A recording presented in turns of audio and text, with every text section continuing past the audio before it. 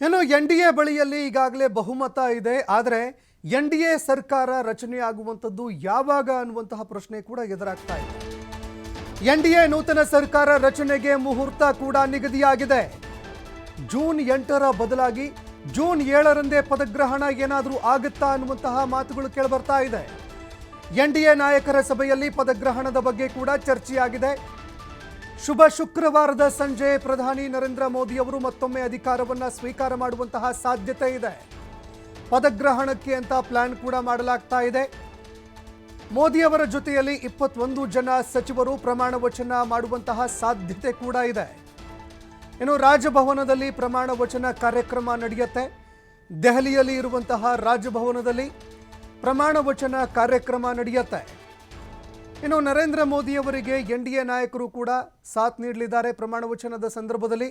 ಇನ್ನು ಅದೇ ರೀತಿಯಾಗಿ ಆದಷ್ಟು ಬೇಗ ಸರ್ಕಾರ ರಚನೆ ಮಾಡೋಣ ಅನ್ನುವಂತಹ ಒಂದು ವಿಷಯ ಚರ್ಚೆಯಾಗಿದೆ ಅಂತ ಹೇಳಲಾಗ್ತಾ ಇದೆ. ಇನ್ನು ಇದಕ್ಕೆ ಸಂಬಂಧಪಟ್ಟಂತೆ ನರೇಂದ್ರ ಮೋದಿ ಅವರು ಈಗ ಯಾವಾಗ ಪ್ರಮಾಣ ವಚನ ಸ್ವೀಕಾರ ಮಾಡ್ತಾರೆ, ಸರ್ಕಾರ ರಚನೆ ಯಾವಾಗ ಅನ್ನುವಂತಹ ಪ್ರಶ್ನೆ ಕೂಡ ಎದುರಾಗ್ತಾ ಇತ್ತು. ಈ ನಡುವೆ ಜೂನ್ 8ರಂದು ಪ್ರಮಾಣ ವಚನ ಸ್ವೀಕಾರ ಆಗತ್ತೆ, ಸರ್ಕಾರ ರಚನೆ ಆಗತ್ತೆ ಅಂತ ಹೇಳಲಾಗ್ತಾ ಇತ್ತು. ಆದರೆ ಜೂನ್ 8ರ ಬದಲಾಗಿ ಜೂನ್ 7ರಂದೇ ಪದಗ್ರಹಣ ಆಗುತ್ತಾ ಅನ್ನುವಂತಹ ಪ್ರಶ್ನೆ ಈಗ ಕಾಡ್ತಾ ಇದೆ.